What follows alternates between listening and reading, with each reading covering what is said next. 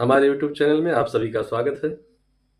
मैं आचार्य राघव द्विवेदी, श्री राम जन्मभूमि श्रीधाम अयोध्या से।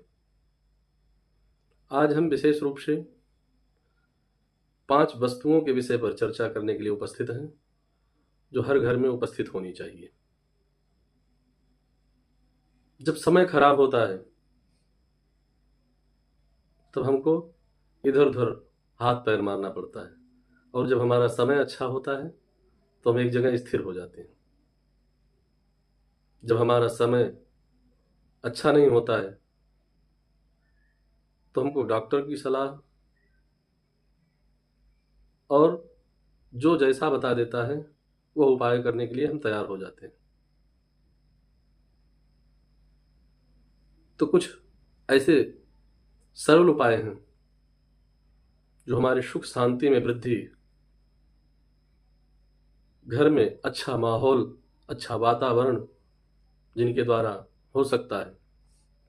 ऐसी 5 चीजें जो हर घर में होना ही चाहिए, उस विषय पर चर्चा करने के लिए आज हम उपस्थित हैं।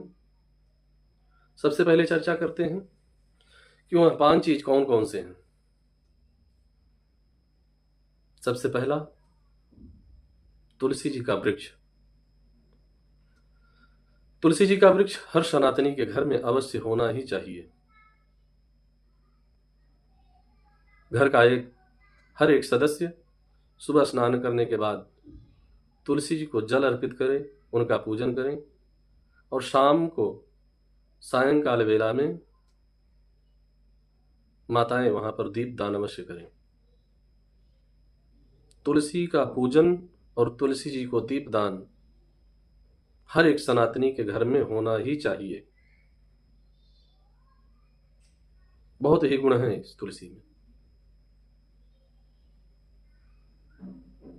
यह तुलसी एंटीबैक्टीरियल और एंटीसेप्टिक भी होती है।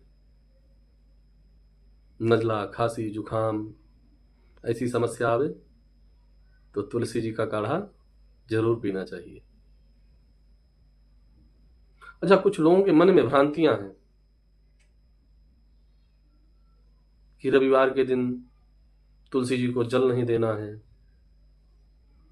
क्यों नहीं देना है?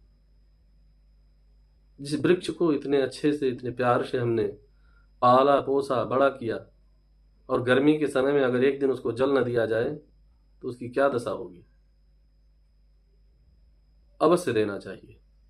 आज तक हमने ऐसा कहीं लिखा नहीं पाया कि रविवार को तुलसी जी को जल न दिया जाए। जरूर देना चाहिए। कुछ लोग ऐसा कहते हैं कि रविवार को तुलसी जी को किसी को दिया नहीं जाता है। क्यों नहीं दिया जाता है?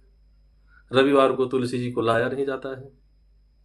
ये सब केवल भ्रांतियां हैं, इनका कोई भी प्रामाणिकता नहीं है।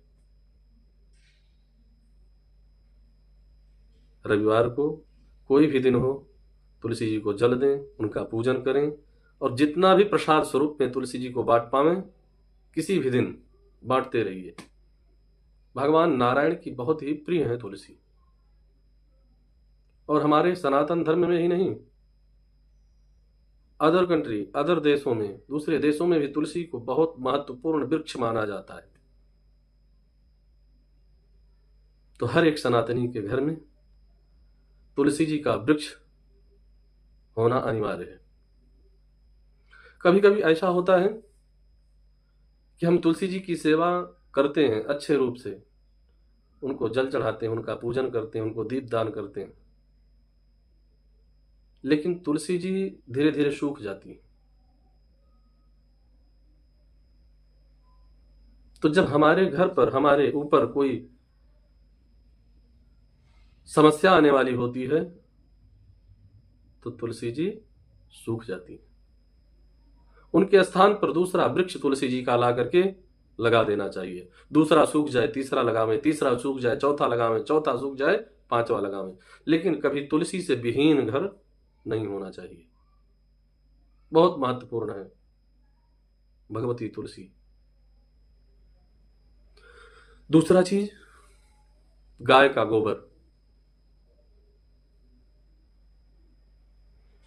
गाय के गोबर के कंडे, गाय के गोबर के उपले, उसको उपला भी कहा जाता है, कंडा भी कहा जाता है। गाय के छोटे छोटे उपले गोबर के बना लें, बना करके सुखा लें, और प्रतिदिन पूजा करने के बाद उसके ऊपर थोड़ा सा गाय का घी, 1 चम्मच गाय का घी डालें, थोड़ा सा कपूर, थोड़ा सा नीम गिलोय का पाउडर और थोड़ा सा गूगल एक बड़े से दिए में करके और इसको प्रज्वलित कर दें। और ऐसे स्थान पर इसको रखें, या पूजन कक्ष में रखें, या ऐसे स्थान पर रखें जिससे इसका जो धुआं, ये जब जलाएंगे, आप प्रज्वलित करेंगे तो इससे धुआं उत्पन्न होता है और वह धुआं पूरे घर में फैल जाए। बहुत महत्वपूर्ण चीज है ये। हमारे घर से नकारात्मकता दूर होगी और भगवती लक्ष्मी की कृपा प्राप्त होगी। विशेष करके हम संपन्न होंगे, सुखी होंगे, स्वस्थ होंगे, निरोगी होंगे। तो गोबर का उपला। तीसरा चीज, पूजा का स्थान। हम किसी भी धर्म से हो, किसी भी देवता को मानते हो, लेकिन हमारे घर में पूजा का स्थान जरूर होना चाहिए। किसी किसी के साथ मजबूरी होती है कि वो पूजा रूम नहीं बना सकते हैं, रेंट पर रहते हैं, छोटा मकान है, तो बहुत बड़ा मंदिर की आवश्यकता नहीं है। घर में कमरे में पूरब और उत्तर कोने पर दीवार में थोड़ी सी जगह मिल जाए जहां, वहां पर कील ठोक करके एक पाटा रख दें, या छोटी सी मंदिर लकड़ी का ला करके वहां पर सेट कर दें, और जिन देवता के प्रति आपकी श्रद्धा हो उनको स्थापित कर दें। एक बात और मैं बताना चाहूंगा, भगवान का मूर्ति हो या चित्रपट हो, कभी शोपीस के रूप में प्रयोग नहीं करना चाहिए। आजकल गणेश जी को, राम जी को, बुद्ध भगवान को शोपीस के रूप में शोकेस में रख देते हैं लोग। ऐसा प्रयोग नहीं करना चाहिए। मंदिर में सफाई का, स्वच्छता का ध्यान रखें। मंदिर में जो कपड़ा हम बिछावें उसको समय समय पर धुलें, उसको चेंज करें, वो फटा ना हो, मंदिर के अंदर जाला ना हो, मंदिर में डस्ट इकट्ठा ना हो, उसकी सफाई समय समय से करते रहना चाहिए। और भगवान का पूजन नित्य करना चाहिए। चौथी चीज है रत्ती के दाने, जिसको गुगची कहते हैं।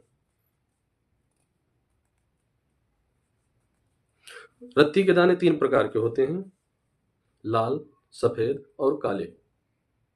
अगर सफेद दाना मिल जाए, सर्वोत्तम सफेद दाना है, नहीं तो जो भी मिले उसी का प्रयोग करें। इसको ज्यादा नहीं, 100 ग्राम चांदी के पात्र में या तांबे के पात्र में, एंट्री गेट हम एंट्री किए, एंट्री के स्थान पर रख दें। और अगर हो सके तो पूजन कक्ष में भी, पूजा के स्थान पर भी इसको रखें।